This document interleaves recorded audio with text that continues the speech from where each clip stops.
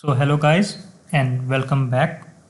In this video we will build a portfolio app that looks something like this. The app comprises of your avatar, your name, your current designation and your mailing address. Obviously we will use widgets to build our app, but first we should know which widgets we should use in order to build our app, like how we can lay out our app, what is container widget, and what are rows and columns, which by the way take an important role in laying out your app.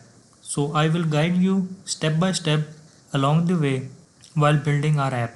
So firstly we will look into our container widget, which is a fundamental widget that we will use all the time for laying out your app.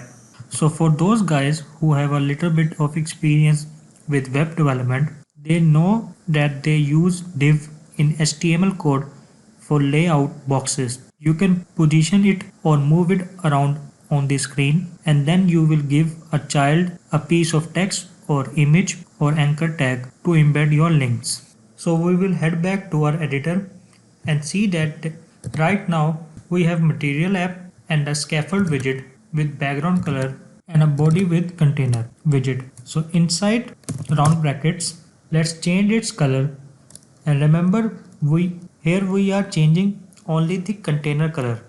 Let's just color it white and see the changes. Now after reloading, you will see that your entire screen changes to white even though our background color is light blue. So what's happening in the background? It's because our container is taking up all the available space on the screen. So now we have to add child property inside the container in order to restrict it. So in the child widget, I will add text widget, and now hot reload it. Now you will see that our text widget is on top of the app, overlapping with the notification bar. So we have to add SafeArea to take our widget in the app. SafeArea is basically that area where we can't interact with operating system elements like notification bar from the top and home gestures from the bottom. So now we will wrap it with a new widget by typing SafeArea, and now hot reload it. So now you will see that our container widget moves into the SafeArea, and now it's taking space where it can be visible to a user. So now if we hover up the container widget, we will see that we have a lot of options that we can customize, like height and width, colors, alignment geometry. So if we change the height to like 200 and width 150, then the container will look like this. And here I'm typing 0.0 because it's a double data type. We can type without 0.0, but it will still take it as a double parameter, as you can see. So now our container widget with a single child, which is a piece of text with a height of 200 and a width of 150.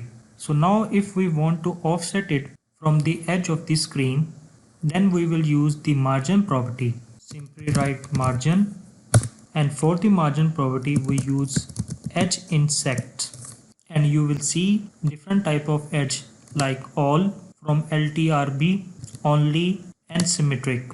If we hit all, then whatever value you will enter, it will set for all four sides of your container. Let's see it in practical. It will look something like this: 50 from all sides. Let's say we will hit symmetric, then it will ask for vertical and horizontal. We will write vertical 50, horizontal 20. Hit save.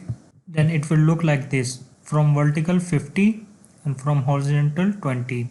Now if we want to specify each side, then you will type from LTRB and enter values for each sides: 20, 30 and 40.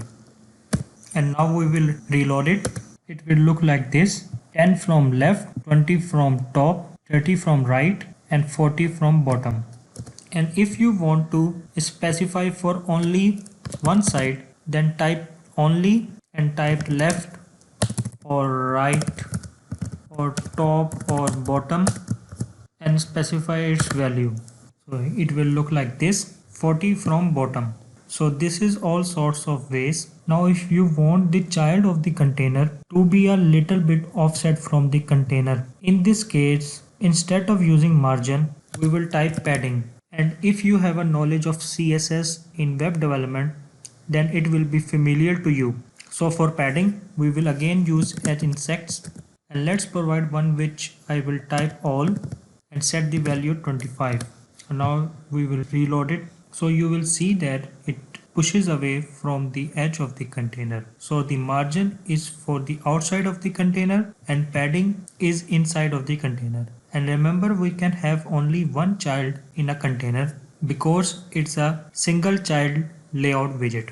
So enough for this video. You have learned so many new things. In next video, we will see how we can lay out multiple children using the columns and rows widgets. So I will see you in next video. Till then, goodbye.